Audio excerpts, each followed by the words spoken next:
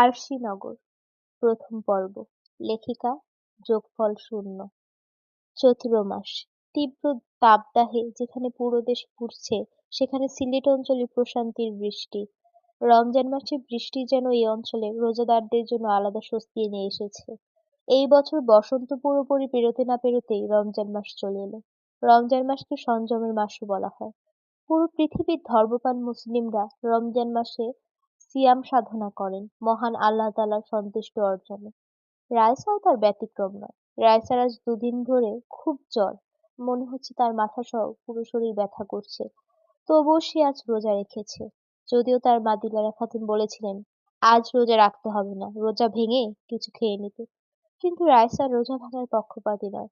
খুব বেশি সমস্যা না হলে সে রোজা কখনো ভাঙে না। রাইসার কাছে এই জ্বর খুব আহামরি কিছু মনে হচ্ছে না। তাই আজও সে রোজা। রাইসার বয়স 23 বছর। বর্তমানে সে অনার্স চতুর্থ বর্ষে অধ্যয়নরত আছে। রমজান মাস এবং ঈদের জন্য রাইসাদের ভার্সিটি বেশ কিছু দিনের জন্য ছুটি দিয়েছে। এখন সকাল প্রায় 11টা বাজে। শরীরটা খারাপ বলে রাইসা এখনো শুয়ে আছে বিছানায়। রাইসার মা দিলারা খাতুন রাইসার রুমে এলেন। কি রে, এখনো শুয়ে আছিস? বললাম রোজা ভেঙে ওষুধ খেয়ে নিতে, সেটাও শুনলি না। সমস্যা নেই মা, ইফতারের সময় ওষুধ খেয়ে নিব। ইফতার তো অনেক দেরি, এখন কেবল 11টা বাজে। কই, সন্ধ্যা 6টা 15 মিনিটে। দেখতে দেখতে সময় চলে যাবে। আচ্ছা শোন, যেটা বলতে এসেছিলাম, আমি একটু মাজারে যাচ্ছি। হঠাৎ মাজারে কেন? আমার একটা মানত ছিল, আর সেখানে গরিব মানুষকে কিছু টাকা দান করতে চাই। তুই ঘরে থাকতে পারবি তো? মাইসা প্রাইভেটে গেছে। আমার একা একা ঘরে থাকতে ভালো লাগছে না। তুমি যাচ্ছ যখন, তাহলে আমাকেও নিয়ে যাও। এই শরীরে যেতে পারবি? হ্যাঁ, পারবো। ঠিক আছে, তাহলে তৈরি হয়ে নে। দিলারা চলে গেলেন। রাইসা শোয়া থেকে উঠে রেডি হতে লাগলো। ভার্সিটি বন্ধ হয়ে যাওয়ার পর সে আর বাসা থেকে বেরোয়নি। বাসাতেই আছে সারাদিন। এভাবে সারাদিন বাসায় থাকতে কার বা ভালো লাগে? তাই একটু বাইরে যাওয়ার উদ্দেশ্যেই মায়ের সাথে যাচ্ছে। দিলার খাতুন রেডি হয়ে জানতে চাইলেন, রাইসা তোর হয়েছে? রাইসা বলল, হ্যাঁ মা, আমি রেডি। ঠিক আছে, তাহলে চল। দিলারা খাতুন একটা সিএনজি ঠিক করলেন মাজারে যাওয়ার জন্য। দরগায় যেতে কত নেবেন? সিএনজিওয়ালা জিজ্ঞেস করলো, রিজার্ভ নাকি আন্টি? হ্যাঁ। দিয়েন 150 টাকা। এখান থেকে দরগায় 150 টাকা ভাড়া? 100 নিলে যাবো, নয়তো না। আচ্ছা আচ্ছা, আরো 20 দিয়েন। না, আমি 100 টাকাই দেব। ঠিক আছে, উঠেন।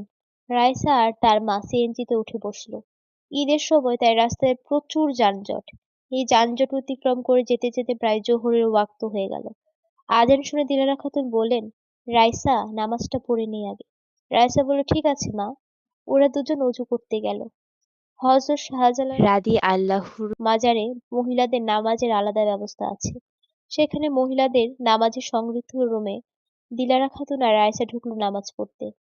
আরো অনেক মহিলারা সেখানে নামাজ পড়ছিল। রাইসা একটা ফাঁকা জায়গা পেয়ে সেখানে নামাজ পড়তে শুরু করলো।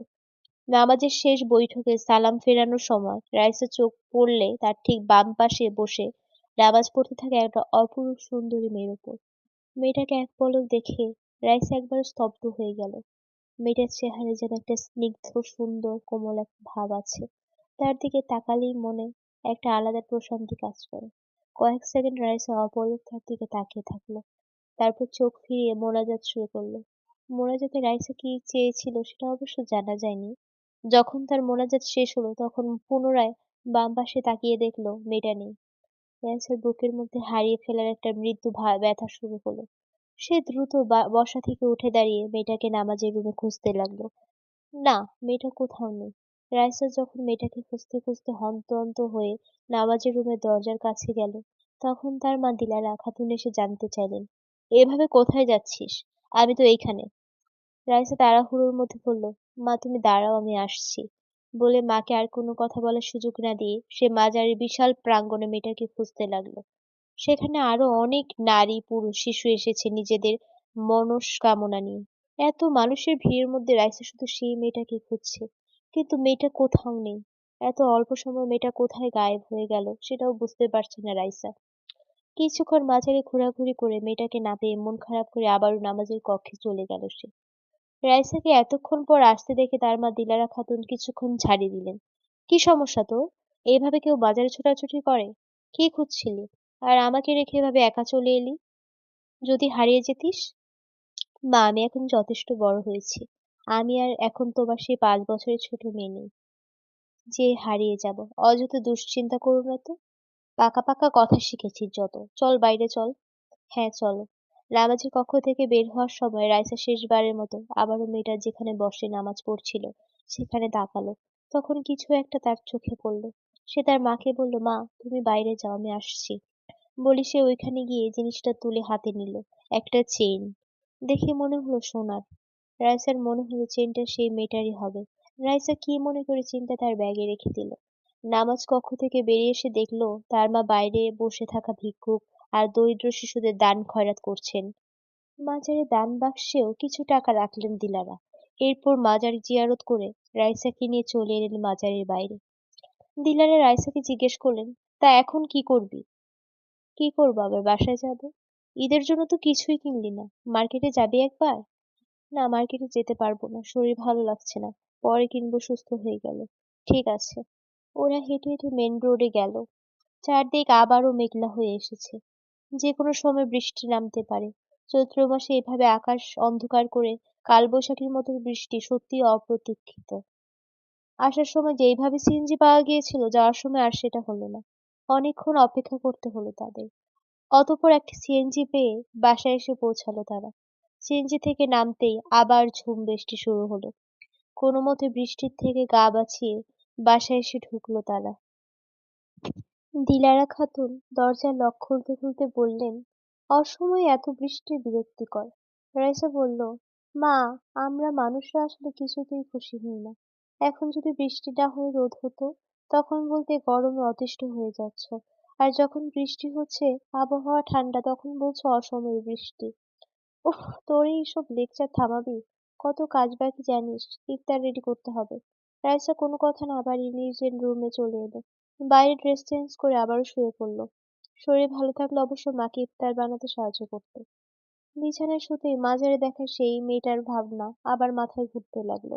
রাইসা ভাবতে লাগলো, মেয়েটা এত দ্রুত চলে গেল। আর কি কখনো দেখা হবে না তার ওর সাথে? এরপর নিজেই নিজেকে সান্ত্বনা দিল যে আল্লাহ চাইলে আবারও দেখা হবে, কোনো একদিন কোনো এক স্থানে।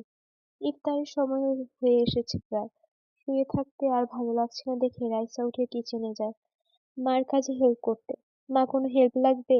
সবই তো করা শেষ, শুধু শরবত বানানো বাকি। ওটা তুই করে নে পারলে। ঠিক আছে। রাইসা গিয়ে শরবত বানাতে লাগলো। কিছুক্ষণের মধ্যেই আজান হয়ে গেল। সবাই মিলে ইফতার করতে বসলো। ইফতার শেষে নামাজ পড়ে রাইসা বেলকনিতে দাঁড়িয়ে আছে। এই জায়গাটা তার বেশ প্রিয়।